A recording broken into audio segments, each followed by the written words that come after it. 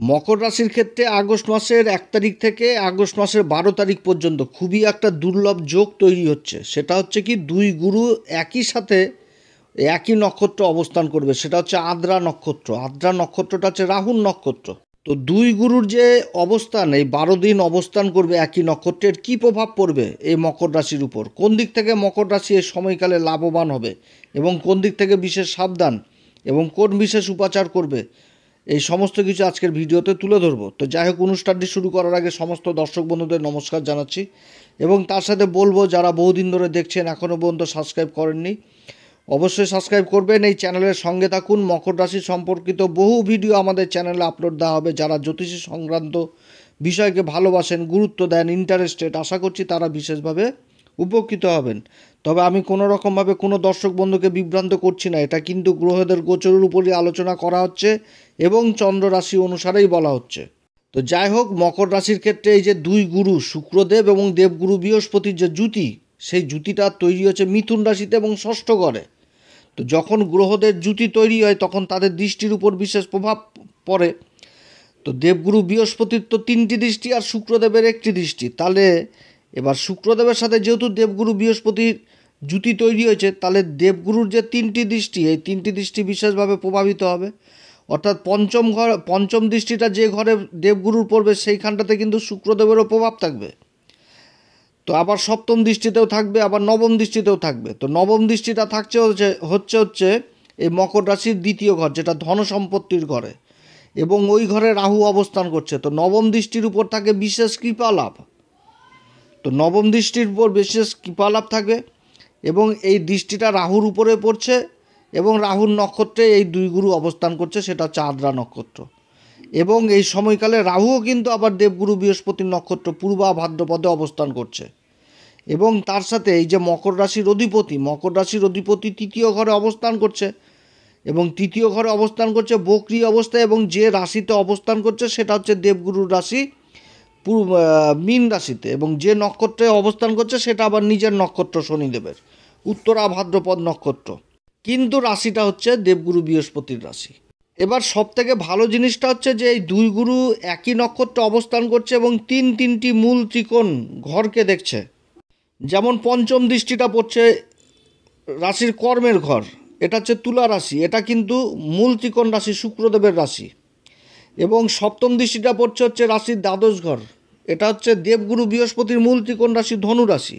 আবার নবম দৃষ্টিটা পড়ছে এই সময় আবার ওই রাশির 2য় ঘর কুম্ভ রাশি। কুম্ভ রাশিটা হচ্ছে আবার শনিদেবের মূল ত্রিকোণ রাশি। তাহলে 3টি মূল ত্রিকোণ রাশিকে দেখছে। এবং এই সময় শনি যে বক্রী হয়েছে, শনিদেবের আবার 10ম দৃষ্টি পড়ছে রাশির দ্বাদশ ঘর, যেটা হচ্ছে ধনু রাশি। অর্থাৎ দেবগুরু বৃহস্পতির রাশিতেই বক্রী হয়েছে এবং দেবগুরু বৃহস্পতিরই মূল ত্রিকোণ রাশি ধনু রাশির উপর তার দৃষ্টি পড়ছে। এবার ধনু রাশিটা তাহলে সম্পূর্ণভাবে অ্যাক্টিভ। অপরদিকে আবার কেতু অবস্থান করছে 8ম ঘরে সিংহ রাশিতে, নক্ষত্র পূর্বা ফাল্গুনী নক্ষত্র। কেতুরও আবার ওই দৃষ্টি পড়ছে ওই দ্বাদশ ঘর, যেটা ধনু রাশিতে। তো কেতুর দৃষ্টি বলতে গুরুবৎ দৃষ্টি পায়, যেহেতু গুরুর চেলা। তো এই দৃষ্টি পড়ার জন্য এই দ্বাদশ ঘরটা সম্পূর্ণভাবে অ্যাক্টিভ, যেটা হচ্ছে ধনু রাশি।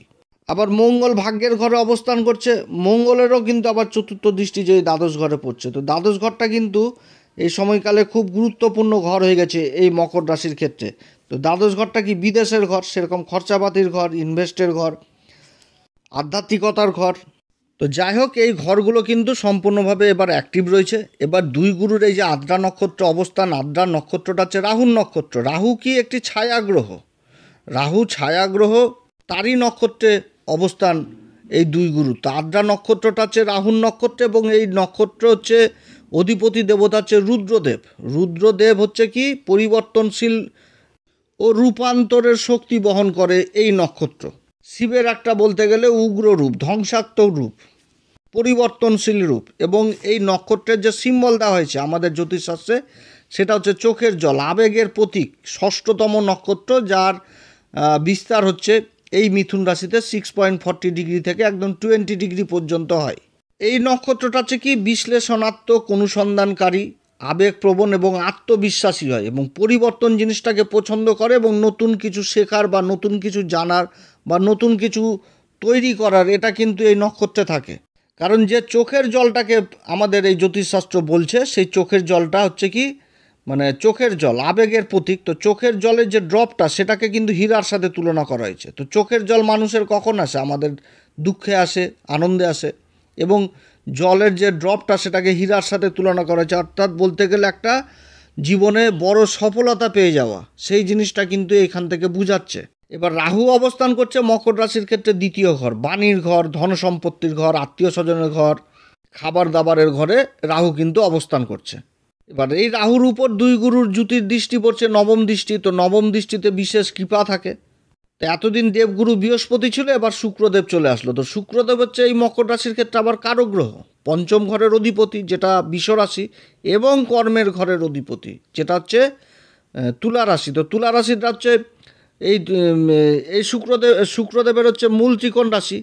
এবং এই সময়কালে কর্মের ঘরটাও বিশেষভাবে প্রভাবিত হচ্ছে, কারণ ষষ্ঠ ঘরে অবস্থান করছে গ্রহ দেবগুরু বৃহস্পতির যে পঞ্চম দৃষ্টি, এই জ্যোতির মিলিত দৃষ্টি তো কর্মের ঘরে যে পড়ছে, তাহলে কর্মকে বিশেষভাবে প্রভাবিত করবে।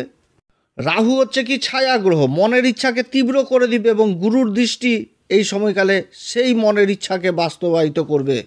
এই সময়কালে কি হবে? যে মনের ইচ্ছা পূরণ হবে। মনের ইচ্ছা পূরণ হওয়ার বিশাল সম্ভাবনা থাকছে এই মকর রাশির এই 12 দিনের মধ্যে, যার মাধ্যমে ধন সম্পত্তি আসবে এবং ধন সম্পত্তি বৃদ্ধি হবে। আকস্মিকভাবে এমন একটা স্থিতি তৈরি হবে যেটা থেকে অর্থলাভ হবে। এবার এটা কোন দিক থেকে হওয়ার প্রবল সম্ভাবনা হচ্ছে? কর্মের জায়গাটাকে বিশেষভাবে প্রভাবিত করছে। তাহলে কর্মর সন্ধান যারা এতদিন ধরে করছিলেন, বহুদিন ধরে কর্মের সন্ধান করছিলেন, পাচ্ছিলেন না, বিগত দিন থেকে করে আসছেন, তো এখন কিন্তু কর্ম পাবার প্রবল সম্ভাবনা থাকছে এই মকর রাশির। এবং যেই কর্মে যুক্ত থাকুক সেই কর্মে প্রমোশন পাওয়ার প্রবল সম্ভাবনা থাকছে। যারা একাগ্রতা নিয়ে কাজ করছে, যারা নিজের লক্ষ্যে পৌঁছানোর জন্য অক্লান্ত পরিশ্রম করছে, তাদের কিন্তু প্রমোশনের যোগ থাকছে। কারণ রাশির অধিপতি যে শনিদেব কিন্তু অবস্থান করছে হচ্ছে তৃতীয় ঘরে এবং নিজের নক্ষত্রে। যে নক্ষত্র সেটাও কিন্তু হচ্ছে খুব ভালো নক্ষত্র, উত্তরা ভাদ্রপদ নক্ষত্র। উত্তরা ভাদ্রপদ নক্ষত্রের যে সিম্বল সেটা হচ্ছে কি জলের মধ্যে থাকা একটি সাপ, এমন একটি সাপ যার কোমরের অংশ হচ্ছে কোমরের নিচের অংশ হচ্ছে সাপের মতন এবং উপরের অংশ হচ্ছে দেবতাদের মতন, যেই দেবতার নাম হচ্ছে অহিরবুধন্না, মেডিটেশন ধ্যানের দেবতা। একে শেষ নাগের সাথে তুলনা করা হয়েছে। তো যাই হোক, এটা সমৃদ্ধি এবং প্রভাবশালী নক্ষত্র। এই নক্ষত্রতেই শনিদেব অবস্থান করছে। তো ধন সম্পত্তি, সমৃদ্ধি সমস্ত কিছু নিয়ে আসবে। এবং গ্রহদের সাপোর্ট কিন্তু এটাই তৈরি করেছে এই মুহূর্তে। এই সময়কালে আকস্মিকভাবে যারা বিদেশ সংক্রান্ত কাজের সাথে যুক্ত রয়েছেন সেইখান থেকে লাভ হওয়ার সম্ভাবনা থাকছে। বিদেশি প্রজেক্টের কাজের সাথে যারা যুক্ত রয়েছেন, বহুদিন ধরে কোনো প্রজেক্টের আশায় ছিলেন, সেই দিক থেকে লাভবান হওয়ার সম্ভাবনা থাকছে। ইম্পোর্ট এক্সপোর্ট কাজের সাথে যারা যুক্ত রয়েছেন সেদিক থেকেও বিশেষভাবে লাভবান হওয়ার সম্ভাবনা থাকছে। যারা আবার খাবারের ব্যবসার সাথে যুক্ত রয়েছেন, যে কোনো খাবারের প্রোডাক্টের কাজের সাথে যুক্ত রয়েছেন, হোটেল, রেস্টুরেন্ট, এছাড়া ক্যাটারিং, এই সমস্ত কাজ থেকে বিশেষভাবে লাভ হওয়ার সম্ভাবনা থাকছে। সেরকম লাভ হওয়ার সম্ভাবনা থাকছে যারা দীর্ঘকালীন কোনো কেস মোকদ্দমায় ঝুলছিলেন, সেই দিক থেকেও কিন্তু এই সময়কালে লাভের সম্ভাবনা থাকছে, অর্থাৎ জয়ী হওয়ার সম্ভাবনা থাকছে। এবং যারা আবার মানে শিল্পী মানুষ, সঙ্গীত, নৃত্য, চিত্র এই সমস্ত কাজের সাথে যারা যুক্ত রয়েছেন তারাও বিশেষভাবে এই সময়কালে প্রভাবিত হবে। বৈদেশিক অর্থ উপার্জন করতে পারবে, নিজের নাম, খ্যাতি, যশ যথেষ্ট বৃদ্ধি পাবে এই সময়কালে।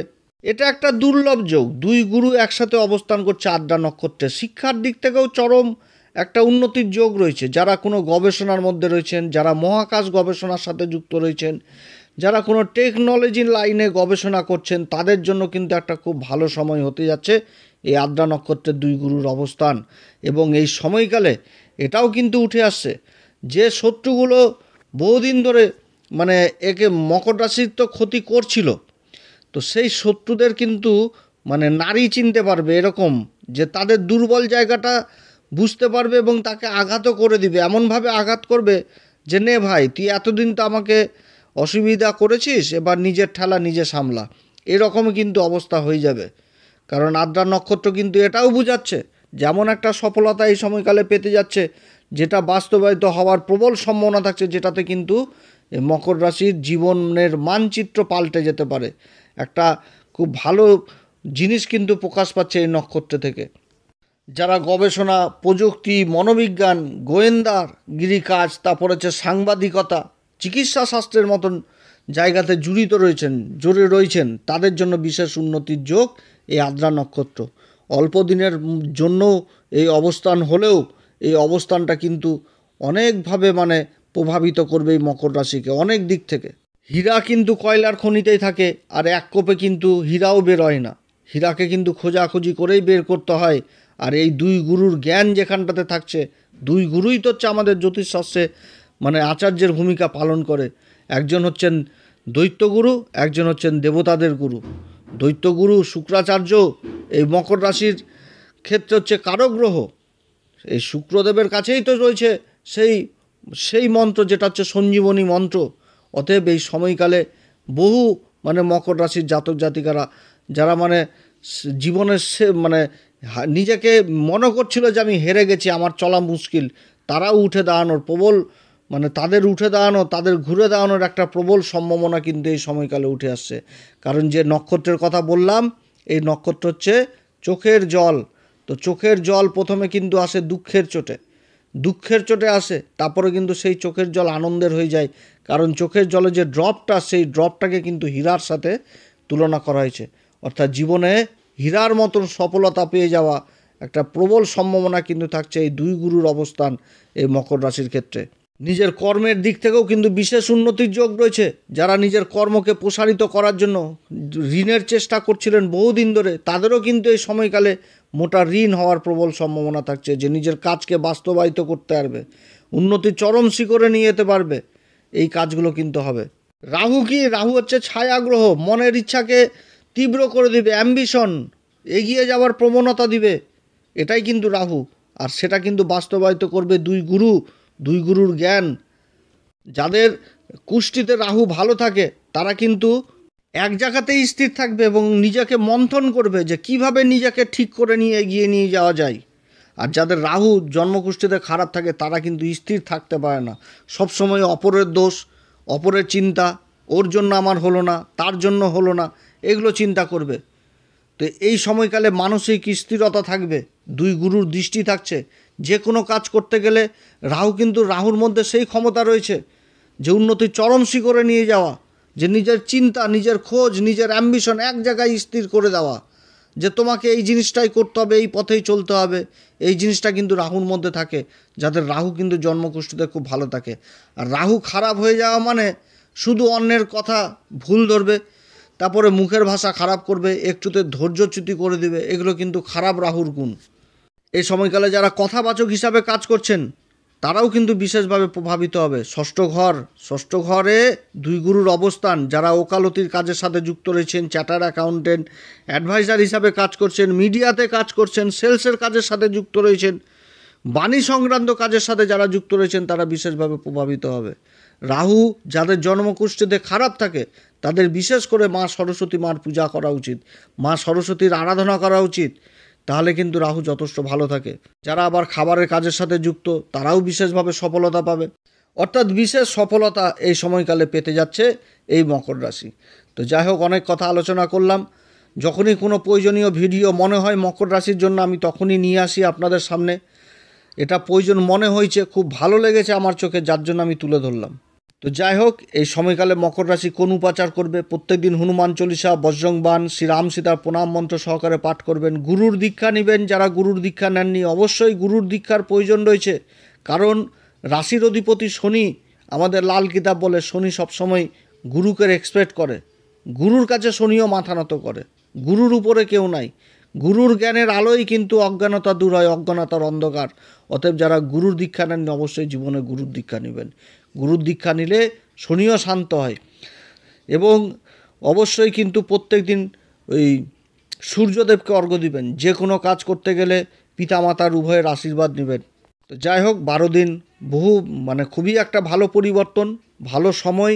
আশা করছি আপনাদের সবার ভালো হোক, সবার মনের ইচ্ছা পূরণ হোক, এটাই কামনা করছি। তো যাই হোক, আপনারা সবাই ভালো থাকেন। এরপর আবার আসবে একটি নতুন পরিবর্তন নিয়ে। নমস্কার, ধন্যবাদ।